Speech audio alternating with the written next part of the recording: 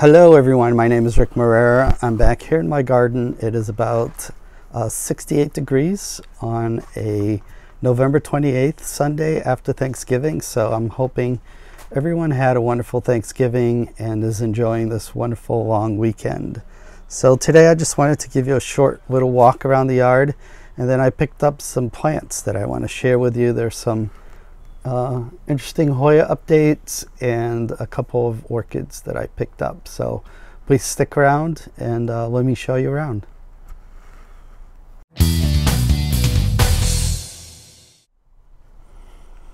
Yeah, so it's getting a little cooler. We've gotten temperatures going into the mid 50s in the last couple of days. We had a couple of nights like that.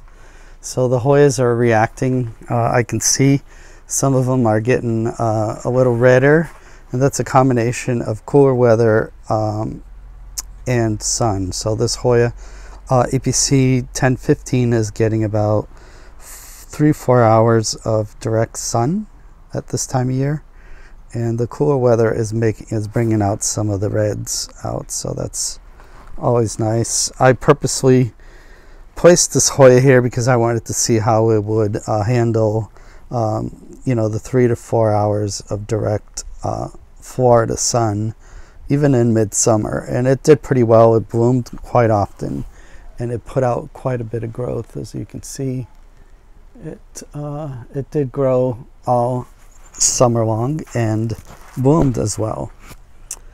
So, and over here from prior videos, you've probably seen this one has been bloomed for over 3 weeks, and she's on her way out, but still really beautiful.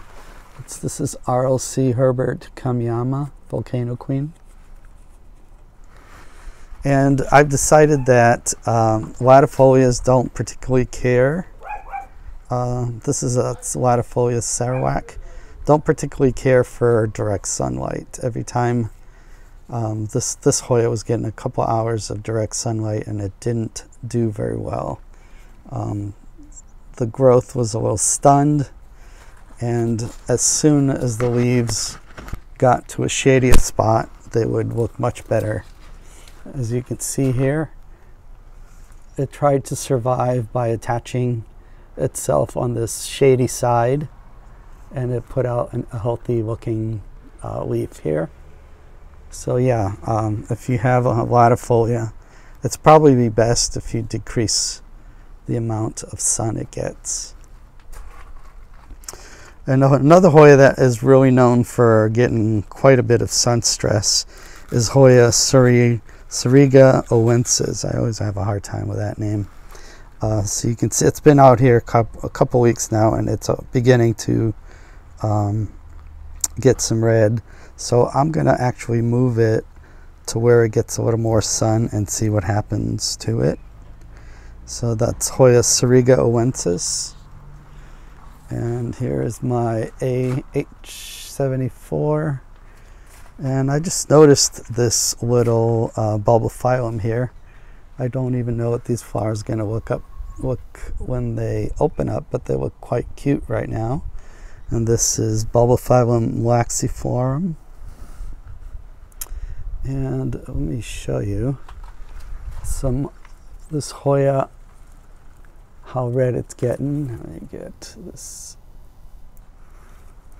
in here. This is a Hoya Sunrise, and this one is on top of the fence there, and it's getting a lot of sun, maybe 3 or 4 hours.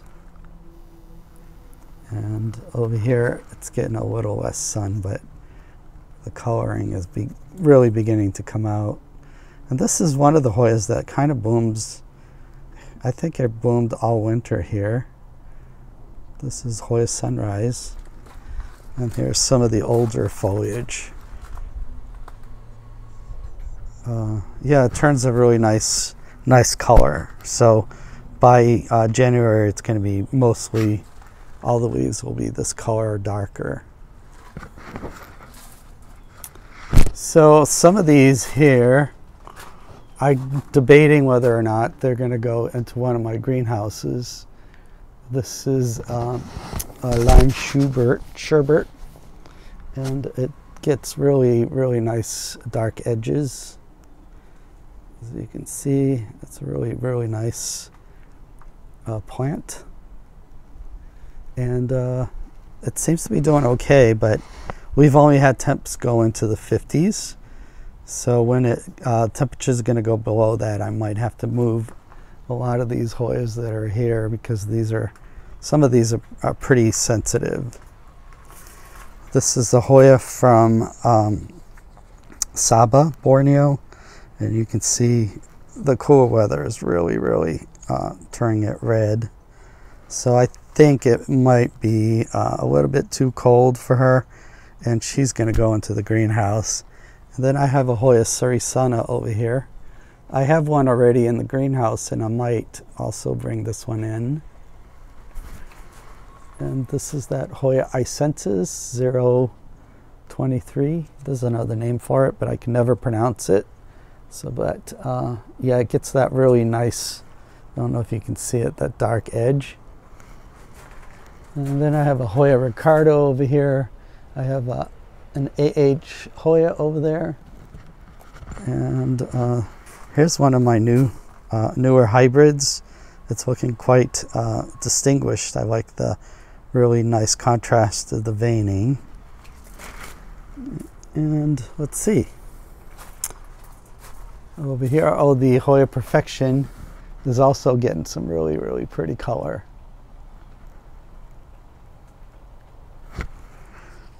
And this is one of the AH Hoyas. Really, really beautiful. I think this one is 98. And No Nooch is probably one that needs to go into the greenhouse, because No Nooch is a park in kind of southern Thailand. And I know that temperatures there never really drop below, very much below 65. So that's going to go into the greenhouse. So yeah, let's go in the backyard. Oh, let's see, there's a bloom here. I noticed just now. This one was sold to me as Carnosa Red, but I suspect it could be that Hoya IML 1514. But it has really, really nice red blooms, and it's a really good bloomer. It blooms very often. And here's a Brassavola nudosa hybrid. And this bulbophyllum here is getting really cute. I hope it blooms for me again.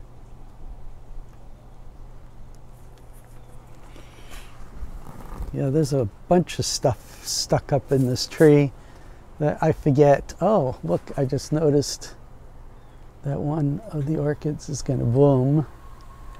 It's so far up, sometimes I forget to look and then I miss the stuff. So it's kind of good that I do these videos, and this way I can pay attention to what the plants I have more closely. So I was going to do a haul video, but I will show you some of the plants I got. But they're all over the backyard because it's been a week, and I've dispersed them, and I'll just show them where I have placed them. And here's one that I got at the Palmer sale. And this one is from Brethren. And here's the parents, and it's called BC Anseal Gloden. And from what he told me, if I understood correctly, this is one of the seedlings from that cross. So all the seedlings could look different. So I have an original. And look at that color. I really, really love that color. And it seems like the colors change as the flower ages. And it was full of, it had 3 spikes when I bought it last week, but I just noticed another one come up. There's another spike there, and there's another spike there. So really, really happy to have bought this one-of-a-kind Brethren hybrid. And believe it or not, the occultata here is still blooming, and it has another umbel. And I had all intentions to bring it into the greenhouse a couple weeks ago, but I totally forgot. But the weather's going to be nice for the next couple weeks, so I probably will leave it out here. I don't think the temps are going to go below 55. So some of these I got at the Palmer sale last week, and some of them I got at Artstone, and then some of the Hoyas I'm going to show you are some either hybrids or some updates from plants that I've shown you before. So this is a Summer Spot cross Voldosa. She's really fragrant, and I got her at the Palmer sale last week. And I also got this Why Not. It's the yellow Why Not, and there's the cross. At one time they were pretty pricey, but I picked this guy up for $35, and I believe this was $28 for this Summer Spot. And I wanted to show you this.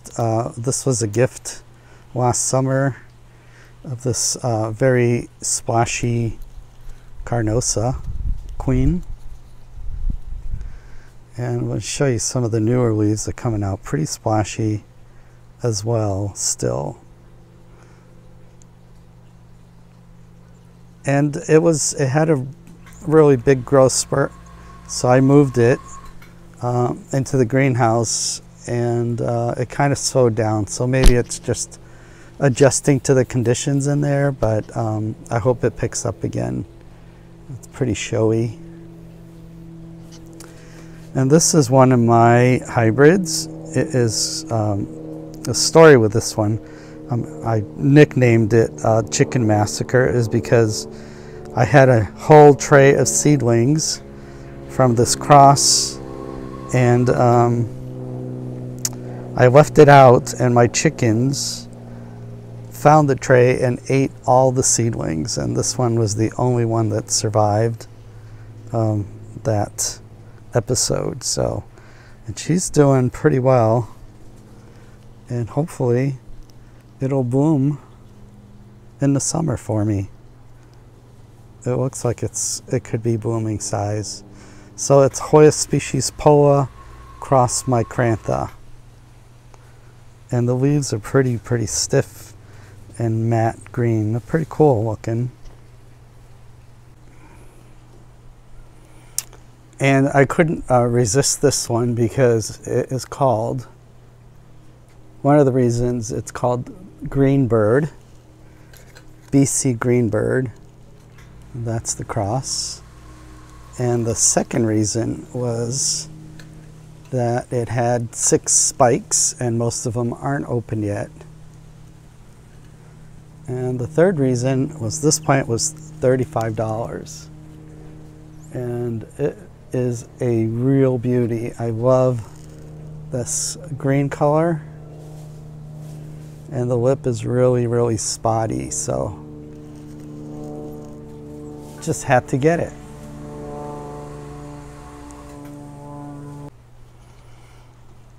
Also down at the Palmer sale, I picked up some of these, and I'm not sure if they're Lori Lynn's, but they're outer variegated, either Kentiana. Some people will say it's Wyeti. It's always a controversy with this one, so if you have an opinion to what it is, please leave a comment below.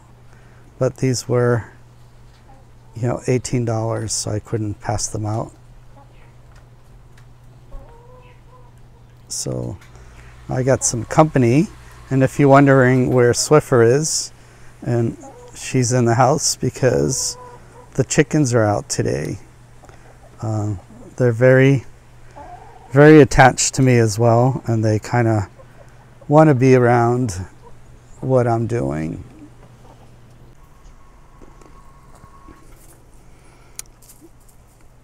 So yeah, the chickens have a taste for these anthurium seeds.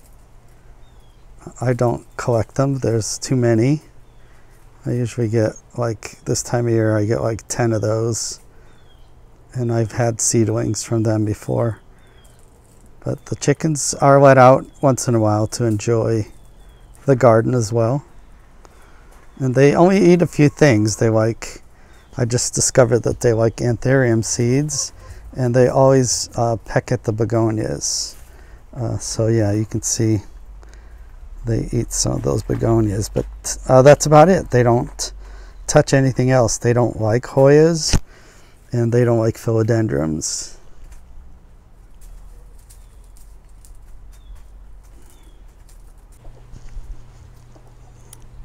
And this is Bulbophyllum Emily Segerist.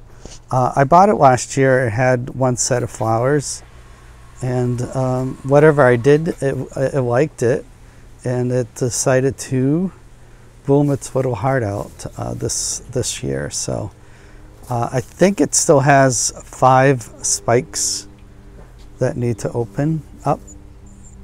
They're kind of hidden other places. But yeah, she's really happy, and I just basically fertilized her once and kept her watered pretty well, and she put on a show for me this year. And an update on new Guinea Ghost that I got as in a trade about, I would say about 3 months ago, and she lives under a T5 grow light outside, and she really is happy. She's putting out this new growth and some new leaves. I think it came with like maybe 4 or 5 leaves. So and it's still in palm, and I'm thinking I'm gonna wait until spring to pot it up and just leave it in the next few months in here. So I love these colors that it gets when it's under lights. And that's it for today. Thank you so much for watching, and I will see you next week.